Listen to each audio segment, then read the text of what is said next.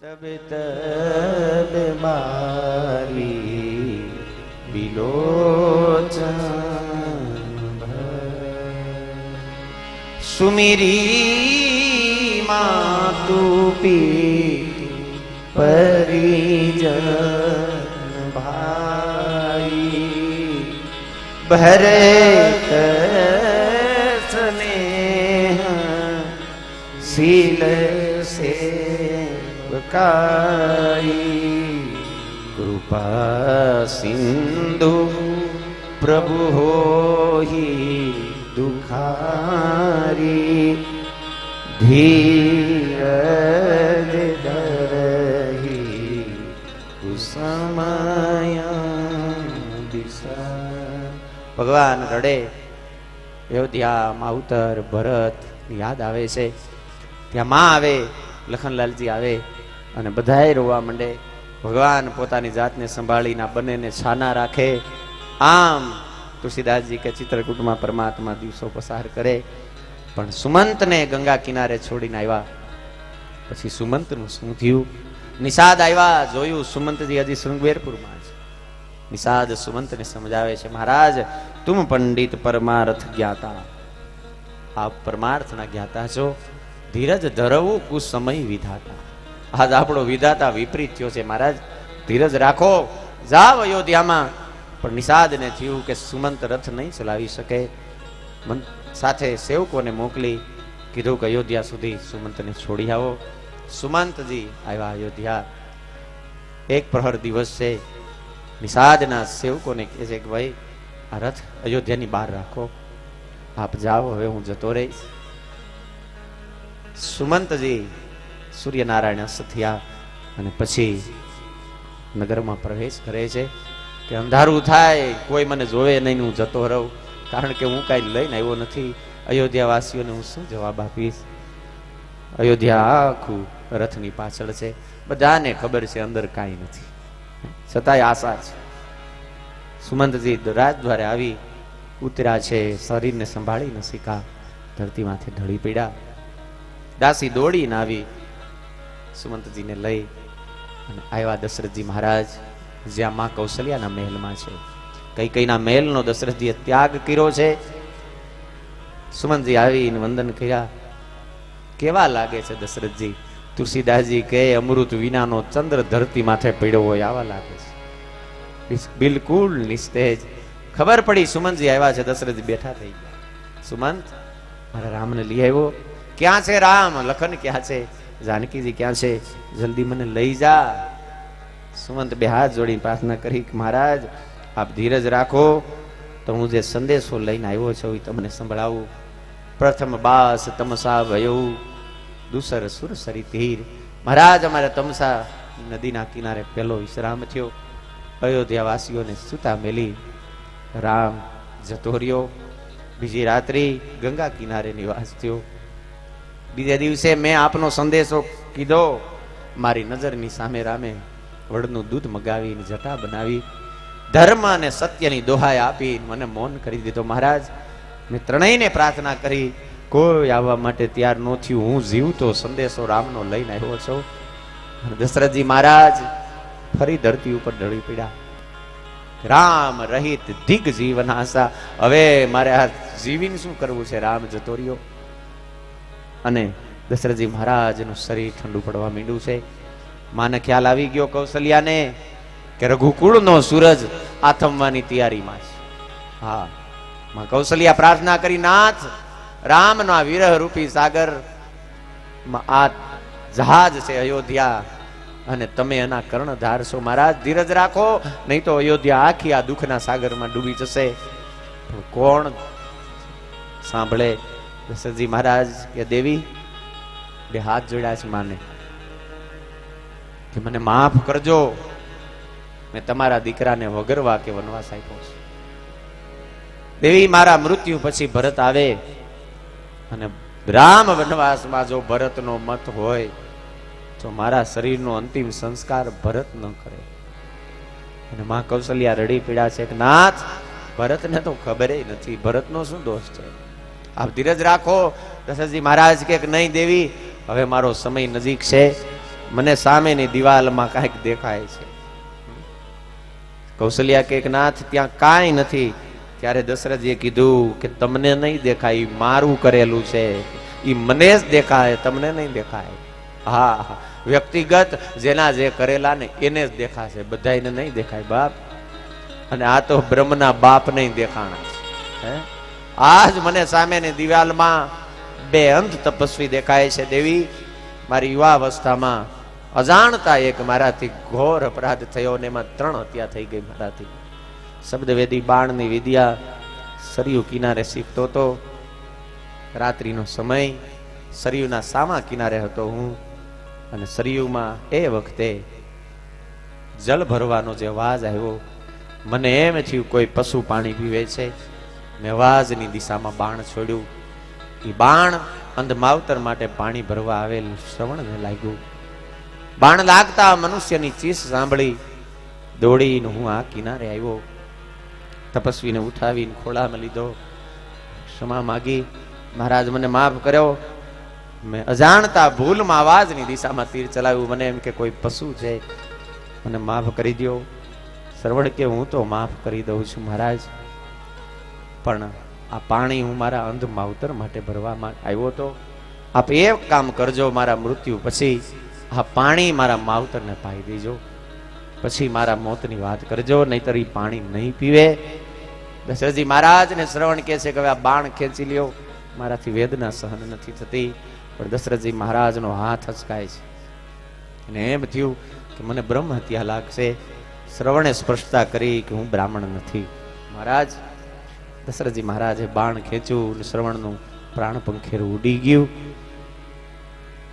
શ્રવણને છોડીને પાણીની મટકી લઈ દશરથજી મહારાજ કહે, દેવી હું અંધ માવતર આગળ આવ્યો. મોડું થયું એટલે માવતર પૂછે છે, કેમ બેટા, આવામાં કેમ આટલું બધું મોડું કર્યું? દીકરો હોય તો બોલે ને. દશરથજી મહારાજ શું બોલે?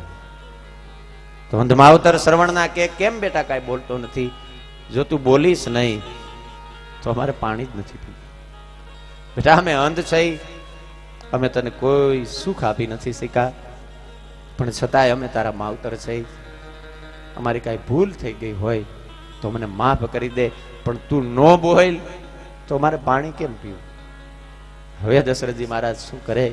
દશરથજી મહારાજ કહે કે મહારાજ, હું તમારો પુત્ર શ્રવણ નહીં, રઘુવંશ સમ્રાટ અજ મહારાજ નો પુત્ર, મારું નામ દશરથ છે. મારો દીકરો ક્યાં છે? બોલે પેલા પાણી પી લ્યો. આ બોલે નહીં, બતાવો મારો દીકરો ક્યાં છે. દશરથજી મહારાજ કહે તમારા દીકરાને અજાણતા મારાથી બાણ લાગી ગયું છે અને તમારો દીકરો છોડીને તમને જતો રહ્યો છે. અને અંધ માવતર ધરતી ઉપર ઢળી ગયા. દશરથ, જેનો અધિકાર હતો પાણી પાવાનો, એને મારીને તું અમને પાણી પાવા માટે આવ્યો? હવે શું અમને પાણી પાવા માટે આવ્યો? લઈ જા અમને, અમારા દીકરાને અમે છેલ્લી વાર મળી લઈ, હૃદય લગાવી લઈ.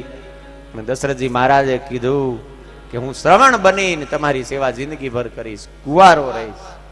આ પ્રાણ ન છોડતા. પણ ન માયના અંધ માવતર દેવી, હું બંનેને લઈને શરીર શ્રવણ આગળ આવ્યો અને શ્રવણના પાર્થિવ દેહને હૈયે લગાવીને જે આ અંધ માવતરે હૈયાફાટ રુદન કર્યું છે. દેવી, અંતિમ સમયે એને મને એના આંતરડીમાંથી જે કદુવા નીકળી કે દશરથ, અમે અંધ માવતર આજ અમારા દીકરાના વિયોગમાં જગતને છોડીને જાય છે. તારો છેલ્લો સમય હશે, તારે તારી આમે તારા કોઈ નહીં હોય. બસ આટલું કહી અને અંધ માવતર ધરતી ઉપર ઢળી પડ્યા. ત્રણેયની ચિતા સરયુના કિનારે તૈયાર કરીને મેં અગ્નિ સંસ્કાર કર્યો. દેવી, આજ આ સમય આવી ગયો છે. મને સામે આ અંધ બંને તપસ્વી દેખાય છે. અને છેલ્લે દશરથજી મહારાજ, રામ હાર રઘુનંદન રામ પીરી तुम बिन जियत बहुत दिन हा जानकी लखन रघुवर स्थापित हिते चित जले धरे। दशरथ जी महाराज हे राम हे લખન હે જાનકી ખઈ અને છેલ્લે 6 વાર મહાપુરુષ રામ રામ બોલ્યો છે. રામ રામ કહી રામ કહી રામ રામ કહી તનુ પરિહરી रघुबीर राव गए सुधाम।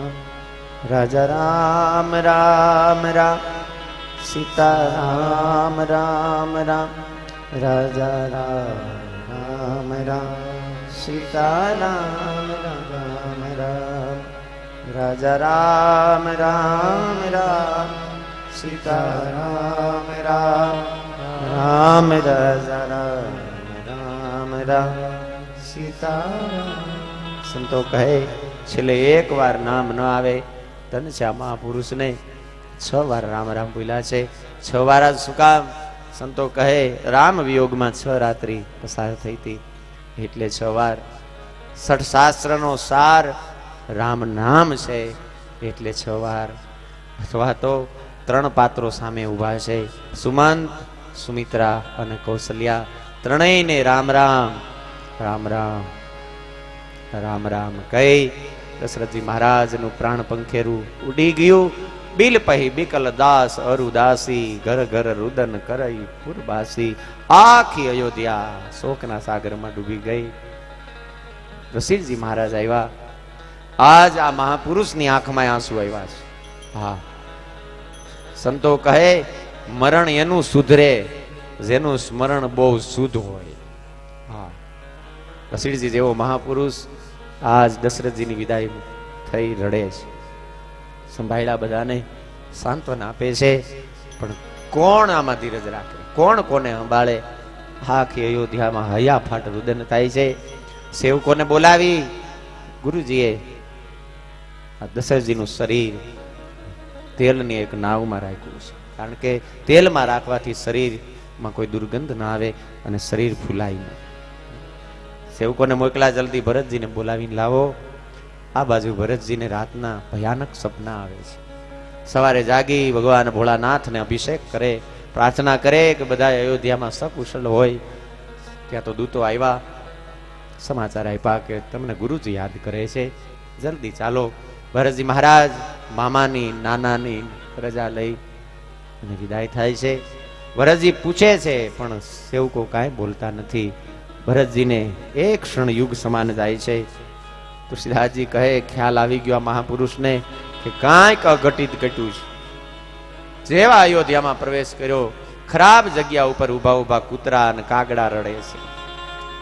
લેવા માટે કોઈ આવ્યું નથી, કોઈ સામું મળે તો નતમસ્તક થઈ જાય છે। ભરતજી મહારાજ દોડી સીધા જ માં કૈકેયીના મેલે ગયા છે। એની જનેતા છે એટલે નહીં હો, હા, પણ મારો રામ હંમેશા માં કૈકેયીના મેલમાં જ હોય એટલે ભગવાન દોડીને ન્યા ગયા। અને રામ હોય ને આખો પરિવાર હોય। કૈકેયી આરતી ઉતારી, એના પરિવારની કુશળતા પૂછી।